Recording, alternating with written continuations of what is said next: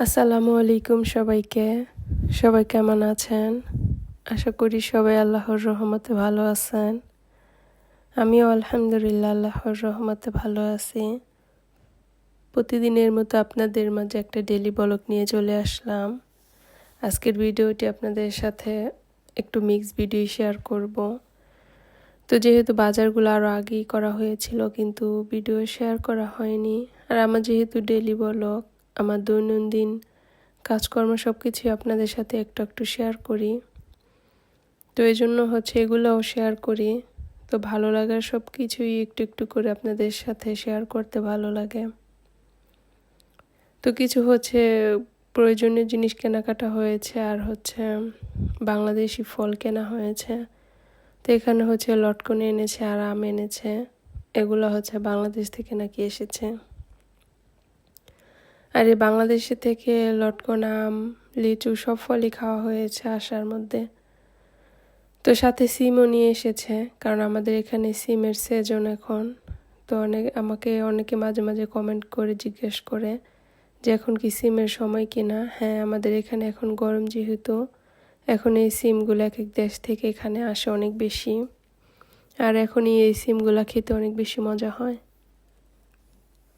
আর সাথে অনেক রকমের এই যে কলা, ফল টল আনা হয়েছে, যেহেতু আমাদের ফলটা বেশি খাওয়া হয় এই জন্য আর কি।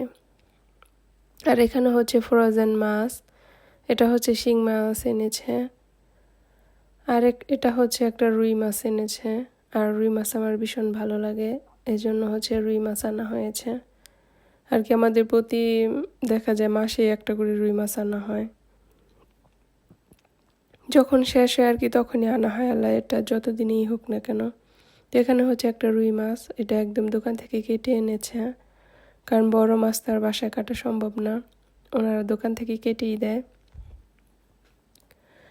আর এখানে আমি বাজারগুলো এখন এক এক করে গুছিয়ে নেব। আর আরও কিছু খাবার এনেছে বলুন জিরিয়ে যে, তো এগুলাও প্লেটে ঢেলে নিয়েছি।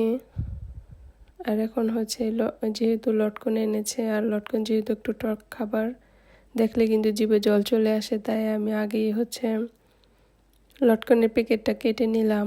তো ভাবলাম আগে একটা লটকন খেয়ে দেখি কেমন মিষ্টি নাকি টক। তো যেহেতু এটা চোখলা একটু ভারী, এজন্য নখ দিয়ে ছোলা যাচ্ছিল না, তাই আমি আঙুল দিয়ে ছুলে নিলাম। আর এই টক খাবার তো আমাদের সবার কাছেই ভালো লাগে, এজন্য দেখে জিভে জল চলে আসছিল, তাই তাড়াতাড়ি খুলে একটা খেয়ে নিলাম। আর আমরা দুজনে বসে বেশি অর্ধেকটাই তখন বসে খেয়ে ফেলেছিলাম, কারণ ওইরকম টকও ছিল না, বেশ মজা ছিল লটকন। আর লটকনটা প্রায় 1 বছর পরই খাওয়া হয়েছে, কারণ গত বছর খেয়েছিলাম আর এবছর এনে খাওয়া হয়েছে, এই জন্য আর কি। আর এই ভয়েস দেওয়ার জন্য আজকে ভিডিওটা দিতে একটু দেরি হয়ে গেল।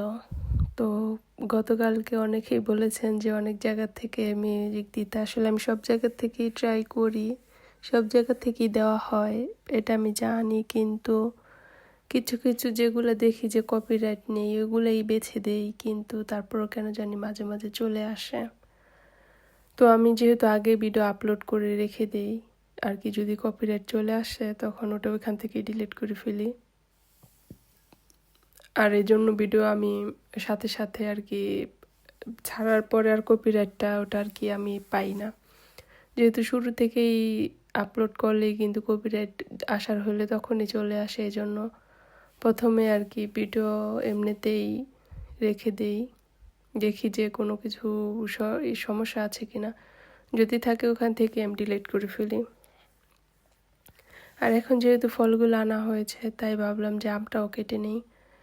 আর আমটা যেহেতু দেখতে অনেক বেশি সুন্দর, খেতেও মিষ্টি ছিল, খুব বেশি না কিন্তু মিষ্টি ছিল, আর অনেক বেশি গ্রান ছিল। তো সিজনের ফল সিজনে খেতে হয়, ক্ষমার বেশি আমার কাছে মনে হয়। আর আমি সব খাবারই সবসময় খাওয়ার চেষ্টা করি, কারণ সব কিছুরই ভিটামিন বলেন, পুষ্টি বলেন, সব কিছুই দরকার আছে, তাই আর কি। আর এখানে আমি ফার্মের মুরগি রান্না করব ঝোল ঝোল করে আলু দিয়ে। আর এই রান্নাটা অনেক দিন হয়েছে খাওয়া হয় না, অনেক দিন বলতে অনেক দিনই ফার্মের মুরগি খাওয়া হয় না একদমই। তো ভাবলাম যে একটা ফার্মের মুরগি আর কি রান্না করে ফেলি। তো এই জন্য হচ্ছে একটু বেশি করে কাঁচামরিচ দিয়েছি, একটু ঝাল ঝাল করে আর কি ঝোল ঝোল করে রান্না করব। আর আমি যেহেতু চিকেনটা আগে থেকেই ভেজে রেখেছি, এজন্য শুধু মশলা কষানোটাই দেখাচ্ছি, চিকেন ভাজা আর দেখাতে পারিনি আর কি, ভুলে গিয়েছি ভিডিও করতে। তো শত ব্যস্ততার মাঝেও আপনাদের সাথে যে একটু ভিডিও শেয়ার করি, ভয়েস দেওয়া সব কিছু মিলে একটু আর কি বিরক্তই হয়ে যাচ্ছি। তো এখানে হচ্ছে মশলাটা ভালো করে কষিয়ে নিচ্ছি, আর যতটুকু পরিমাণে আমার মশলা দেওয়ার দরকার দিয়ে দিলাম, সাথে টমেটোও দিয়ে দিলাম। আর যেহেতু ডিপ করা টমেটো ছিল, এজন্য আর কি ডিপে থেকে বের করে দিয়ে দিয়েছি। এটা টমেটো দিলে কালারটা খুব ভালো আসে, যেহেতু আমরা লাল মরিচ এটা খাওয়া হয় না, এজন্য আর কি। তো রান্না আমরা সবাই করতে জানি, যে যার মতো করে। তো আমি আমার মতো করে আমার লাইফস্টাইল আপনাদের সাথে শেয়ার করি। তো এই যে দেখেন, এখানে চিকেন ভেজে রেখেছি, আর ভাজার পরে মনে হয়েছে টুকরাগুলো বড় হয়ে গেছে, তারপরে আমি একটু কেটেও ছোট করে দিয়েছি। আর এই মশলাটা কষানো হয়ে গেছে, এই পর্যায়ে এসে আমি আলুটা আগে দেব, তারপরে হচ্ছে চিকেন দেব।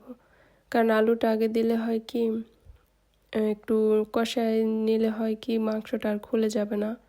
আর আলু আমাদের এখানে অনেক বেশি নরম আর কি, তাড়াতাড়ি হয়ে যায়। তো ভাবলাম যেহেতু তাড়াতাড়ি দুটোটি তাড়াতাড়ি হয়ে যাবে, এজন্য দুইটা একসাথেই দিব, আর আগে একটু আলুটা দিয়েছি আর কি। আর আলু দিয়ে একটু ভালো করে নাড়াচাড়া দিয়ে তারপরে হচ্ছে চিকেনটা দিয়ে দেব, আর তারপরে হচ্ছে একটু পানি দিয়ে দুইটা একসাথে করে কষিয়ে নেব।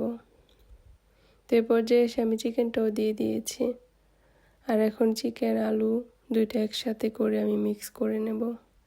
তো আমি আমার মতো করে রান্নাটা আপনাদের সাথে শেয়ার করলাম। আর অনেকের কাছে কালার না হলে হয়তো বা ভালো নাও লাগতে পারে, কারণ ভালো লাগার বিষয় এক একজন এক এক রকম, আর ভালো লাগার বিষয়ও এক এক রকম। তো তাতে আমার কিছু আসে যায় না। তো আমি আমার মতো করে মজা করে রান্না করেছি, আর খেতেও খুব বেশি মজা হয়েছিল। আর ভিডিওর এই পর্যায়ে যারা আমার সাথে আছেন, আপনাদেরকে অসংখ্য ধন্যবাদ এত এত ভালোবাসা দিয়ে আমার পাশে থাকার জন্য, আর ভালোবাসা দেওয়ার জন্য। আর আমাকে অনেকে মাঝে মাঝেই অনেক কমেন্ট করেন, আমি সব কমেন্টের উত্তর দিতে পারি না, কারণ আমার কমেন্ট হচ্ছে একটা লিমিটের পরে আমি কারোই কমেন্টের উত্তর দিতে পারি না। তো এই জন্য হচ্ছে অনেক কমেন্ট আমার রয়ে যায়।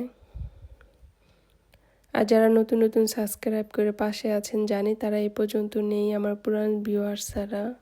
তো আপনাদেরকেও অসংখ্য ধন্যবাদ।